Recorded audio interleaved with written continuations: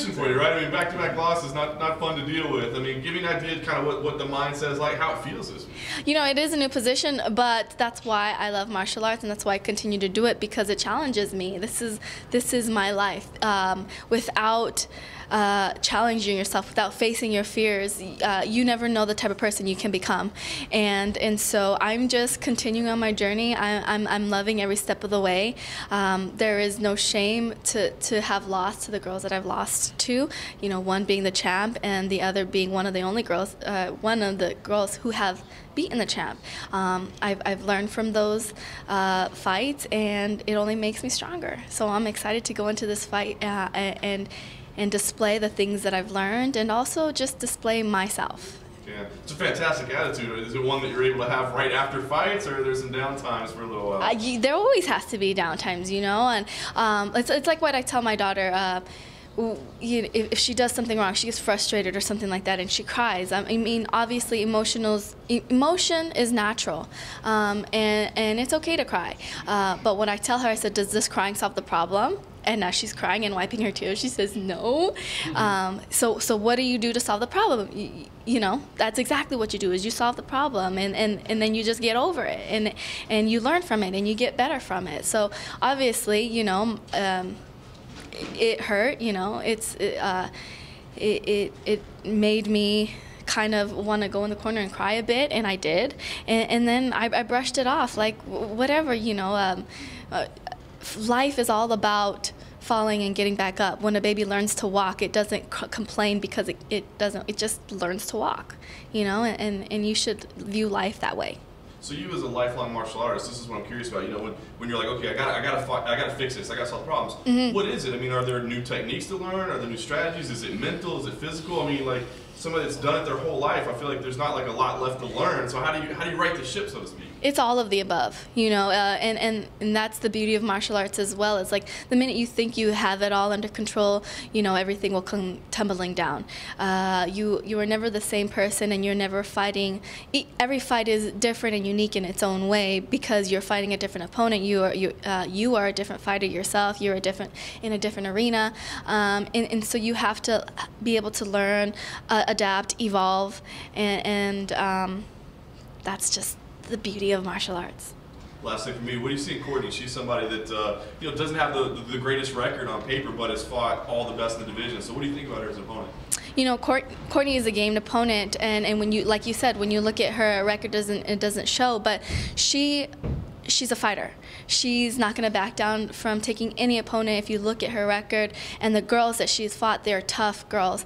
And so I'm not taking her lightly. I know she's one of the bigger girls in the division. I've studied her strengths, and I'm prepared for all of her strengths. You mentioned her size just right there. Against a much larger opponent like that, what sort of tactics can you use to negate that?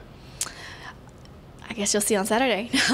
No, you know, I have taller teammates. Obviously, Holly Holm to be one of my main training partners this camp. She's not only taller, but she's also bigger, stronger, and has been in the game for a long time.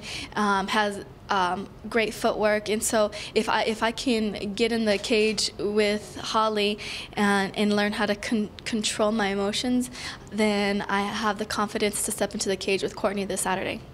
The timing in this fight, I mean, just last week the title was contested. It seems now we know Rose is going to be the champion moving forward.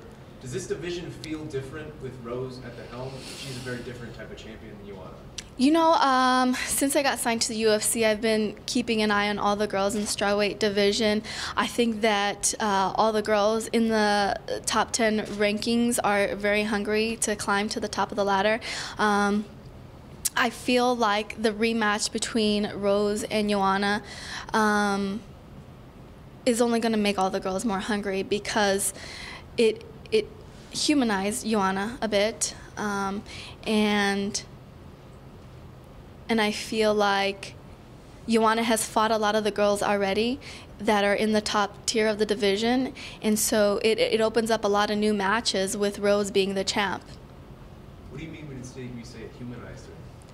Because, you know, a lot of the mystique behind Joanna was that she was, you know, unbeatable, and just this ferocious, fighter who couldn't be beat. And with the fast knockout of the first fight, a lot of people still weren't sure if it was a fluke, if it had something to do with her weight cut, or this or that, you know, if she just wasn't aligned mentally, which obviously all those things come into play. But to be able to see the fight play out in 5 rounds, you get to see more of Joanna in a situation where she's competing against somebody that's on her playing field, like on the same level. And I feel like after the first fight with Rose, Joanna came into this fight a lot more respectful of Rose's power, and it was bound to happen. If it wasn't with Rose, it was going to be with somebody else. It's just the nature of a fighter's journey. And when you first get into fighting, you're fearless. Just like when you're a kid, you're fearless, and you jump in the pool and you do flips until you fall on your head, and then you're like, oh, I ain't gonna do that again, you know. So it's the same with fighting. When you first start fighting, you're fearless, and you're pulling off these crazy submissions and these crazy knockouts because you've never been pushed, you've never been stopped. And when you stop, it does something to your brain to make you a bit more hesitant, to make you a bit more aware, to make you a bit more cautious, I guess. And sometimes that can be good, and sometimes that can be bad, but it's just a part of our journey. What do you think about Joanna basically saying that, I know you say all this, but Joanna then says, no, I won the fight, and you should bow down to her. Oh, who me? I should bow?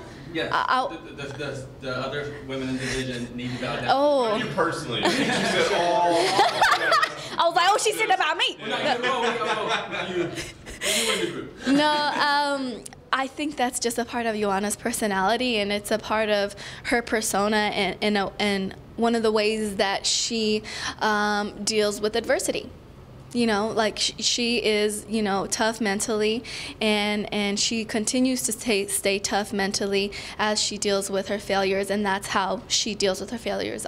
We all deal with them differently. Some of us laugh at ourselves. Some of us, you know, cry, go in the corner, hide, and that's just the way she deals with her challenges. One of your teammates, Ray Borg, was directly affected by the meltdown last week. Generally, what were your thoughts when everything happened with Ray and Connor?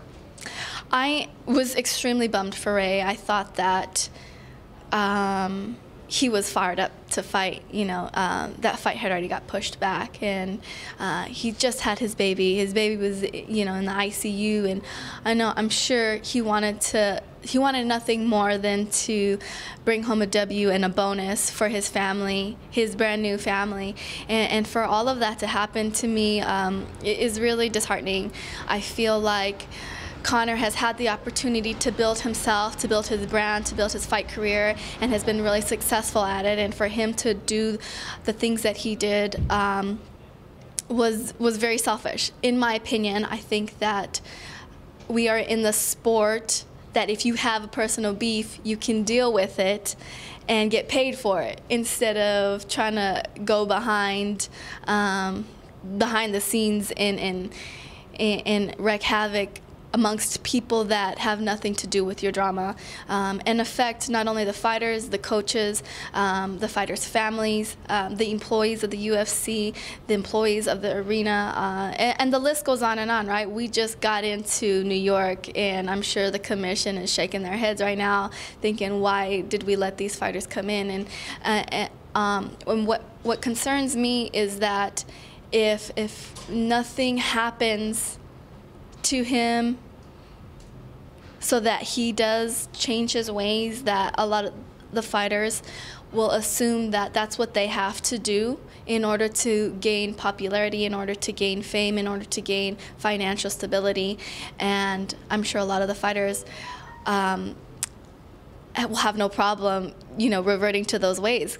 But the thing is, we're trying to make this a professional sport, and we're trying to allow people to see us as humans and as martial artists, because it is mixed martial arts, and a lot of us have that martial art background, and we have the respect and the honor and we should have the humility and control, right? That's what martial arts is all about, controlled chaos.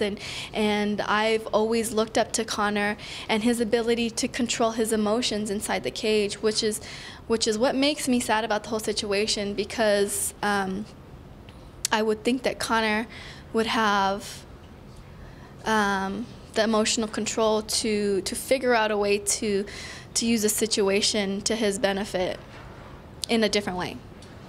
What? That's the answer I heard. What was, I was wondering what Master Yaya's reaction to What Master Yaya is? Conor's throwing.